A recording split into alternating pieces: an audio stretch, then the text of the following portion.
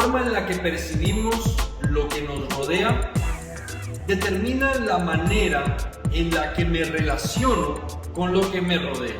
Por ejemplo, si piensas que los perros son animales salvajes y que siempre te van a hacer daño, cuando estés caminando y veas a un perro que viene, te vas a cambiar de lugar o de acera de pronto porque dices, me puede morder. O por ejemplo, aquellos que piensan que las cucarachas son detestables y asquerosas, la próxima vez que vean una cucaracha volando hacia ellos van a salir gritando y huyendo porque detestan lo que ella puede hacerles, aunque en realidad no podría hacerles mayor cosa. Pero lo que pensamos sobre lo que nos rodea nos hace interactuar con lo que nos rodea de determinadas maneras. En otras palabras, la cosmovisión que yo tengo de lo que me rodea me hace actuar de ciertas maneras con lo que me rodea. Hemos estado aprendiendo en esta serie acerca de la cosmovisión y hemos estado entendiendo que si asumimos la cosmovisión de Dios para nosotros, vamos a poder ver la realidad que no estamos viendo, pero a la misma vez interactuando adecuadamente con la realidad, que eso es lo que pretendemos, que sepamos tomar posiciones correctas respecto a lo que pasa a nuestro alrededor, teniendo un fundamento, no meramente humano, racional o inteligente desde nuestra perspectiva, sino de acuerdo a la perspectiva panorámica completa de 360 grados que Dios tiene. En esta serie estamos aprendiendo lo que es vivir en la tierra de acuerdo a la manera de Dios y no a la manera del hombre. Como Dios pensó la vida en la tierra, así es como estamos nosotros viviendo o aprendiendo a vivir.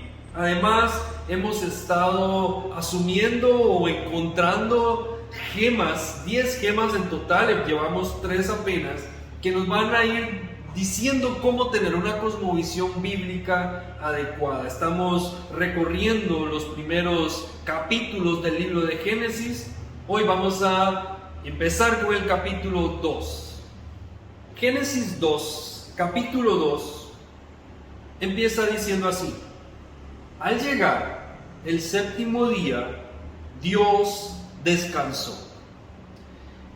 Si ha notado, hemos estado deteniéndonos en los versículos para encontrar en ellos algunos aspectos importantes. No nos hemos dejado llevar por la simple frase, sino nos hemos detenido a pensar en cada una, y esta vez no será la excepción. Dios ha venido creando el mundo. Mire qué interesante esto. Dios tiene 6 días creando. Está creando lo material. Está creando la materia, lo que no existía, lo que no se veía. Ahora, por la palabra creadora de Dios, estas cosas empiezan a mostrarse. Empezamos a ver, o la creación empieza a ver que hay ríos, que hay árboles, que hay mares, que hay un cielo, que hay luna y sol. Empieza a ver que hay una gran cantidad de cosas que se pueden tocar, es materia viva. El séptimo día, Dios no detiene su obra creadora. El séptimo día, Dios hace el cierre de su obra creadora. Y lo hace de una manera muy particular. Dios no deja de crear el séptimo día. Dios no se echa a dormir el séptimo día. Dios crea todavía algo el séptimo día. Yo diría la corona de la creación. Porque si entendemos esta idea de lo que significan o lo que representan los números desde la perspectiva bíblica, siempre hemos visto y hemos aprendido que el 7 es un número que representa perfección o plenitud.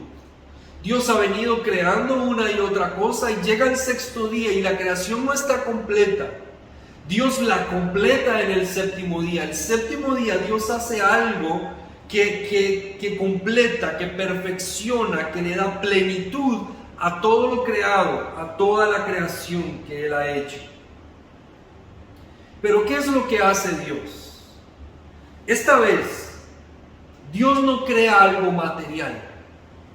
Esta vez Dios crea algo inmaterial. Este día Dios crea lo inmaterial. En este sentido se lo digo. ¿Cuál ¿Cuál parte de la creación podía comprender lo que significaba el día 7? Los animales no entendían cuestiones de días. El ser humano era el único con la capacidad para entender lo que significaba ahora el séptimo día. El séptimo día introduce en la mente del ser humano el concepto del cronos, porque había 6 días distintos. Ahora hay un séptimo día que es diferente a los demás y que marca el antes de esos días y el después de esos días. Y esto se repetiría cada 7 días. Dios no crea un nuevo animal. Dios crea un día y lo santifica. Dios crea una alianza, porque esta alianza era con el hombre, el único ser creado que era capaz de entender lo que significaba un séptimo día. Ninguno en la creación, ni la luna ni las estrellas, les iba a importar o entender lo que significaba llegar al séptimo día. Pero el ser humano iba a comprender el séptimo día. Usted y yo entendemos que hay 7 días, porque esta nueva creación inmaterial era para que el hombre conociera y comprendiera y tuviera relación con él.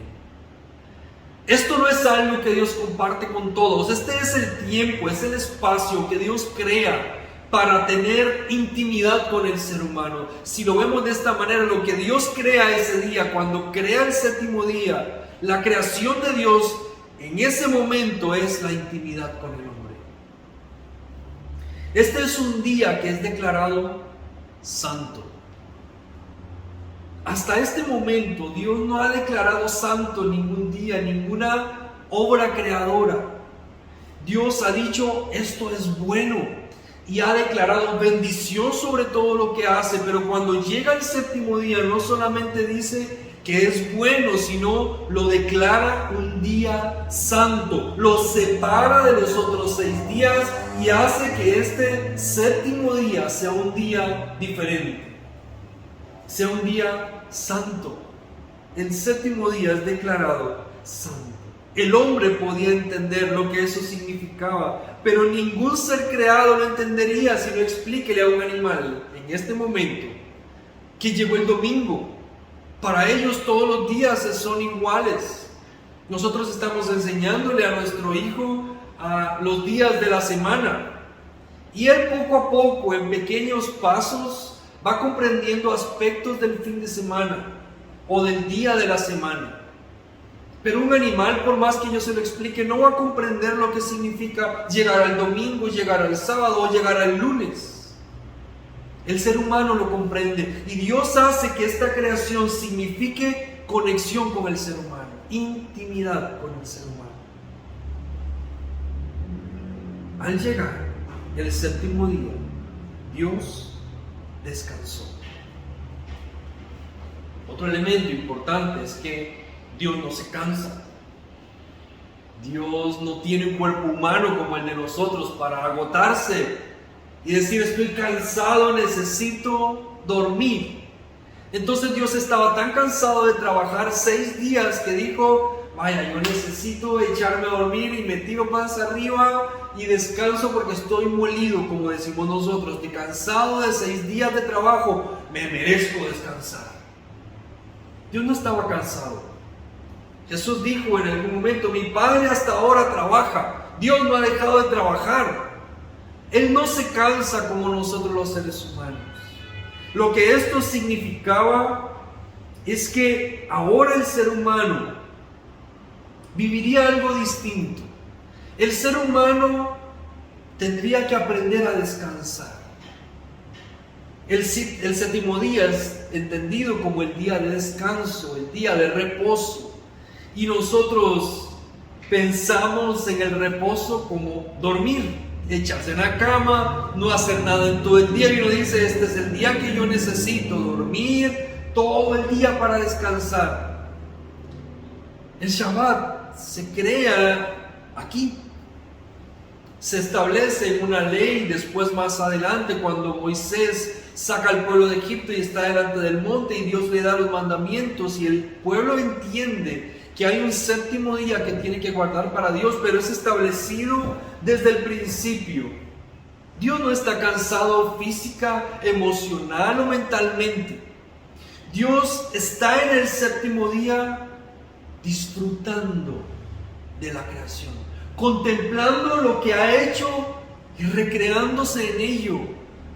Ese es el reposo. El reposo no es descanso físico para dormir o durmiendo. El reposo es donde yo puedo hallar fortaleza en mi vida, es donde yo puedo reposar mis expectativas, mis sueños, mis planes, mis inseguridades, mis esperanzas. Nosotros no tenemos esta idea de contemplación, pero cuando Dios crea el Shabbat no lo hace basado en su cansancio, sino en función de la contemplación, del disfrute, de la reconexión con el hombre. Él no necesita algo, era el hombre el que necesitaba reconectarse.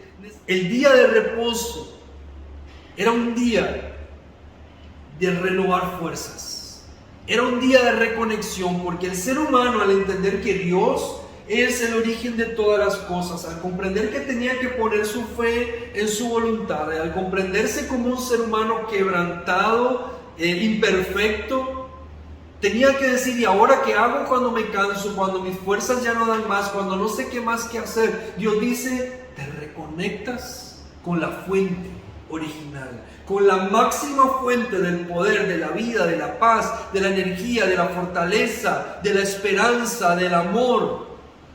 Es la reconexión lo que Dios está buscando en el Shabbat. Es que el ser humano se reconecte con Él. En el versículo 3 dice así: Dios bendijo el séptimo día y lo santificó. Dios lo santificó porque lo separó de los demás y dijo: este día es diferente. Y lo santificó porque este sería un día apartado de los demás.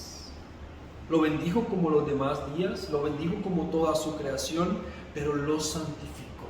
Le dio algo distinto. El ser humano tendría que llegar al séptimo día y detenerse de todas sus obras y de todas sus labores y dedicárselo a Dios. Cuando hablamos de un día santo, estamos hablando de algo distinto. Dios no santificó un árbol, Dios no santificó un terreno, un espacio de tierra.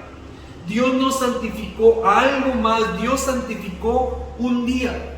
Porque el ser humano tendría que llenar la tierra y donde sea que el ser humano estuviera, no tendría que volver cada 6 días al lugar de origen que era santo para reconectarse con Dios. El hombre podría reconectarse con Dios en cualquier lugar, llegando al día santo, llegando al día sábado, llegando al día 7. Es el día santo, no el lugar santo. Ese es el lugar o ese es el espacio en el que el hombre tenía que llegar a conectarse con su Dios. Y mire este detalle final e importante. Cuando el ser humano es creado en el 6º día, Dios declara una orden sobre el ser humano. Es una orden de poder, es una orden de autoridad, es una orden de dominio. Le dice al hombre: ahora tú vas a señorear, ahora tú vas a gobernar, ahora tú vas a estar administrando mi creación. El 6º día Dios da una orden de poder, da una orden de autoridad, Dios da una orden de dominio. Pero el 7º día Dios da una orden de sometimiento. Le dice al hombre que tiene que guardar un día y entregárselo a Él. En el 6º día el hombre entiende que está en autoridad sobre todas las cosas. En el 7º día el hombre entiende que está bajo autoridad de Dios. En el 6º día el hombre entiende que Él tiene que hacer que esta creación produzca. En el 7º día el hombre entiende que tiene que llegar a rendir cuentas por lo que está haciendo en esa creación. En el 6º día el hombre se llena de poder y en el 7º día entiende que tiene un poder superior sobre él. Ese día Dios da una orden, una indicación de sometimiento. Le dice al hombre: tú vas a tener dominio, tú vas a tener autoridad, tú vas a tener liderazgo, tú vas a tener poder, vas a tener inteligencia, pero yo sigo estando en control. Yo sigo estando en poder y tú estás bajo mi autoridad. Tú eres una autoridad, pero yo estoy dando la autoridad, es mi autoridad. El séptimo día nos recuerda que nosotros estamos bajo autoridad. Nos recuerda que no somos los primeros, que nos debemos a alguien más, que lo que hagamos con esta tierra no está a nuestra voluntad total, que rendimos cuentas a alguien más. El séptimo día es un día de sometimiento, es un día de obediencia, es un día donde reconocemos que estamos debajo de, que nos debemos someter a la autoridad de alguien superior. El séptimo día es un día de reposo, que significa reconexión, que es el hombre llegando a la fuente máxima, primaria, natural, limpia, de poder, de fortaleza, de energía, de sabiduría, de inteligencia, de capacidad, de paz, de amor, de esperanza. El séptimo día que Dios establece en este momento es la creación que corona la creación.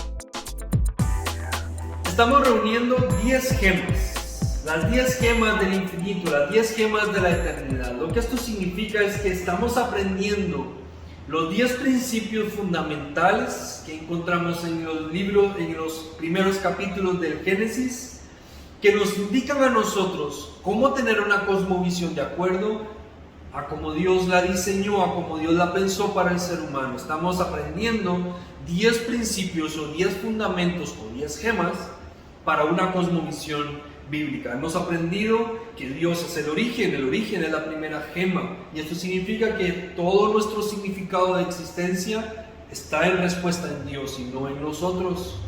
Hemos aprendido la segunda gema, que es la fe, y hemos entendido que tenemos que confiar en la voluntad absoluta de Dios, en su soberanía, porque Él es más grande que todo y tiene poder para cambiar cualquier cosa, pero que nosotros debemos confiar en que lo que Él hace es mejor y más inteligente que lo que nosotros podríamos hacer, aunque estemos en desacuerdo.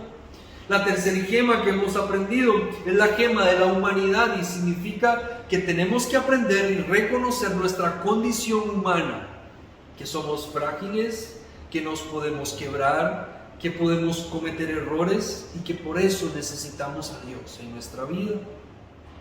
El nombre de la cuarta gema es espíritu. Significa que todos los seres humanos tenemos un espíritu que ha sido puesto por Dios, que es el soplo de Dios en nosotros, es la inspiración de Dios en nosotros. Y esto nos distingue de lo demás que ha sido creado. Nos distingue de la creación, nos distingue de los animales. Nos da a los seres humanos algunos componentes capaces de entender lo no material, capaz de vivir lo no material, lo inmaterial. Significa que cuando tenemos el Espíritu en nosotros, cuando tenemos esta gema en nosotros, nos podemos reconectar con Dios. Dios ha creado la forma de esa reconexión y lo vamos a ver. Hemos estado hablando del Shabbat y cómo este día, el séptimo día, es tan importante en la reconexión. Ahora estamos entendiendo que el ser humano posee el Espíritu, que digamos es como el cable que usamos para conectarnos al enchufe, ¿no? La fuente del poder está ahí y nosotros nos conectamos a través de ese cable. Tener un espíritu no hace una gran diferencia, o saber que tenemos un espíritu no hace una gran diferencia. Saber que somos distintos a los animales no hace del todo una diferencia. ¿Qué significa tener un espíritu? ¿Cómo aplicamos esta gema a nuestro diario vivir? Número 1, el tener esta gema del espíritu nos hace reconocer la influencia de lo inmaterial. Y aquí hay dos aspectos. Una parte de lo inmaterial tiene que ver propiamente con las cosas del espíritu. Es entender ¿Por qué nosotros oramos y creemos en un Dios en el que no vemos? Porque tenemos un espíritu, una gema llamada espíritu, que nos hace comprender que podemos conectarnos con Él, que podemos orar, que podemos tener fe y los milagros pueden ocurrir. En un sentido, o este es uno de los sentidos en los que esa gema hace una diferencia en nosotros. ¿Cómo lo aplicamos? Entendiendo que tenemos que orar, que tenemos que creer en el poder de Dios, que podemos pedir milagros y que Dios puede operar su perfecta voluntad en nosotros y hacer cosas sobrenaturales. Es entender que ese mundo espiritual tiene un efecto sobre el mundo natural, sobre el mundo material, aun cuando nosotros no lo podamos ver. Porque Dios nos puso sentidos humanos y a través de estos sentidos percibimos la vida, percibimos las cosas de la creación, pero a través del Espíritu nosotros percibimos al Espíritu, las cosas que son del Espíritu. El otro sentido de lo inmaterial tiene que ver con aquello que no podemos tocar, como los pensamientos, como las ideas, como los sueños, como las ilusiones. Todos nuestros pensamientos son un mundo invisible, son un mundo inmaterial. Se vuelve mucho más real cuando lo tocamos, cuando realizamos cosas, pero podemos crearnos mundos en nuestra cabeza solamente con pensamientos. Al poseer la gema del Espíritu, yo entiendo que mis pensamientos ejercen una influencia sobre mi estilo de vida. Entonces, al entender que este mundo inmaterial me afecta y me influye, yo aprendo a trabajar mis pensamientos, a cambiar mi forma de pensar, porque sé que este mundo invisible, inmaterial, influye en mi vida natural, en mi vida real, en mis relaciones, en mis decisiones. Entonces tenemos un espíritu que nos reconecta con Dios, que nos hace entender el poder de las cosas espirituales, incluso las cosas espirituales del mal que existe todavía, que afecta a la tierra, que afecta al ser humano, que corrompe la mente, que son fuerzas demoníacas que están en la tierra moviéndose para desestabilizar el orden. Creemos y entendemos esas cosas, pero a la misma vez entendemos el poder que tiene Dios sobre todas esas cosas, incluso para ejercer dominio y devolver la estabilidad a la tierra. Pero por otro lado entendemos que hay un mundo inmaterial en mis pensamientos que me puede llevar a actuar de ciertas maneras y que también en ese mundo inmaterial Dios trabaja y Dios nos transforma a través de su palabra. Es importante que al tener la gema del Espíritu nosotros sepamos que en la presencia de Dios hay respuesta para nuestras experiencias y necesidades en el mundo material. El segundo aspecto que nos hace llevar a la práctica el tener un espíritu es el aprender a guardar el Shabbat. Lo interesante aquí es que nosotros no sabemos guardar un Shabbat. El pueblo de Dios recibió una ley, una orden que le indicaba que tenía que guardar el día sábado, y ellos incluso escribieron cientos de reglas para el mismo sábado sobre lo que se podía o no se podía hacer. Nosotros como sociedad ni siquiera contemplamos eso. Nosotros como sociedad no sabemos detenernos. Nosotros como sociedad no sabemos distinguir un día séptimo de la semana, un día santo para Dios. Ya sea porque tenemos horarios rotativos, ya sea porque vivimos en un mundo de comercio, ya sea por la razón que sea. No tenemos días de descanso. Seguramente por eso estamos tan estresados como sociedad, porque no descansamos. Dios ordena para el ser humano que se detenga un día a la semana. Y ese séptimo día de descanso, de detenerse, es el día de reconexión con la fuente. Pero ¿cómo lo vivimos en esta tierra? ¿Cómo tenemos un día sábado o santo o séptimo en nuestra semana? Nos cuesta mucho vivirlo porque además de todo entendemos que el día de reposo es el día de dormir. ¿Cómo hacemos nosotros? Como sociedad no lo podemos hacer. Como hijos de Dios tenemos que aprender a guardar el sábado. Tenemos que aprender a guardar el Shabbat. O tenemos que aprender a guardar el día séptimo que ha sido santificado, porque nuestro cuerpo, nuestra mente, nuestro espíritu lo necesitan. ¿Qué hace usted en su día libre? Piensa en el día en que no trabaja. No le voy a poner nombre al día de la semana porque no sé qué día realmente no trabaja. Pero en primer lugar debería tener un día en que no trabaje. En segundo lugar, el día en que no trabaje debe ser el día para Dios. ¿Qué significa que sea un día para Dios? Significa que todo lo que tú haces debe reconectarte con la fuente. Debe ser un día dedicado a adorar, porque recuerda, ese es el día en el que tú no mandas. Ese es el día en que tú recuerdas que el que manda es Dios y Él te dice qué es lo que tienes que hacer. Pero ¿cómo vives tu día sábado? ¿Lo tienes? ¿Te guardas para Dios en ese día de las actividades comunes? La gente a nivel comercial diría, no, yo no me puedo detener un día a la semana. Y Dios dice, es que yo soy el proveedor. Yo te puse a cargo para que produjeras todo lo que quisieras 6 días. Y el séptimo día es mío. Porque si aún quisieras producir ese día, yo me encargo. Yo soy el que se encarga de alimentar. Yo soy el que se encarga de producir. Yo hago que tus negocios prosperen. No es el que trabajes tanto, el que hace la producción soy yo. Tú estás trabajando porque yo te doy la habilidad y mientras trabajas y te desempeñas en aquello en lo que eres bueno, me estás adorando. Pero este día tienes que venir a adorar aquí conscientemente en mi presencia. Ese es un día en el que tenemos que aprender a adorar, donde se nos debe reiniciar la vida. Y no es fácil, no es fácil porque estamos muy acostumbrados a hacer muchas cosas. Y se los digo de manera personal, para mí, aprender a dedicar un día para Dios es difícil. Primero porque hago muchas cosas para Dios durante todos los días, pero sobre todo porque este es un día en el que no debo trabajar. Es un día en el que me debo reconectar con la fuente. Y esa fuente es Dios y eso no significa dormir todo el día. Tampoco significa leer la Biblia todo el día. Tampoco significa pasar orando todo el día. Y no es que no debe haber nada de esto, puede haber de todo esto. El punto es que la reconexión debe ocurrir. Debo conscientemente venir a la presencia de Dios y encontrarme con Él. Y ese día necesito respirar su aire, necesito respirar su vida, necesito reconectarme con la fuente. Necesito a Dios en mi vida y eso es lo que significa tener un espíritu.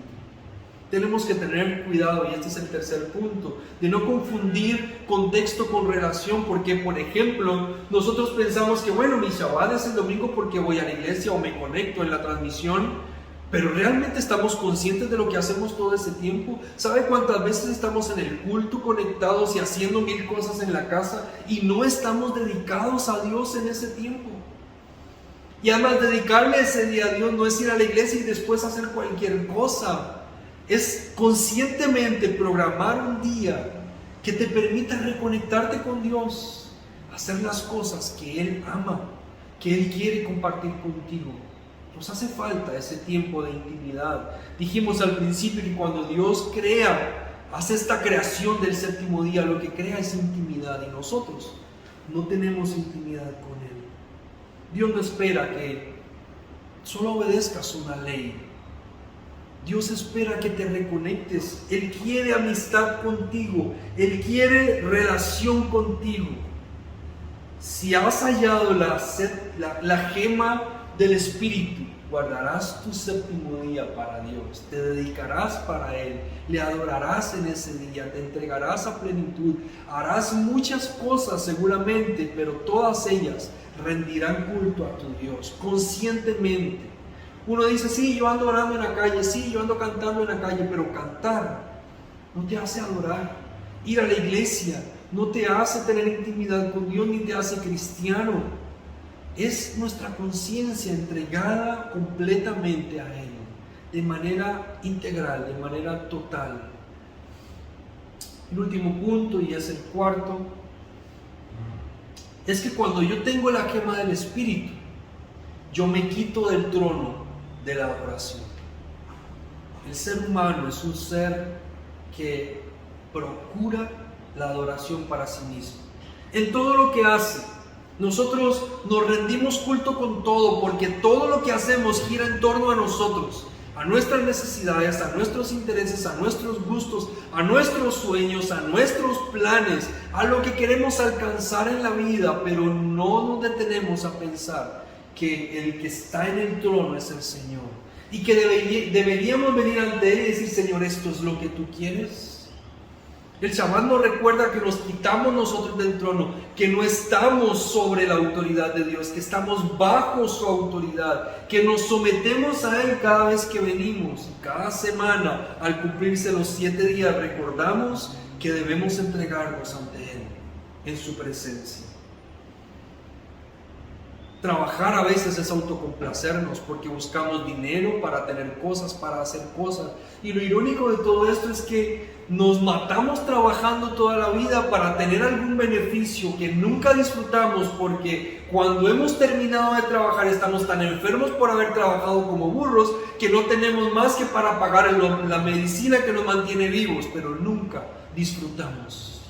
Nunca realmente vivimos el aquí y el ahora. Y cada 7 días Dios nos da la bendición, el mandamiento y la oportunidad de dedicarnos a Él y reconectarnos con la fuente limpia.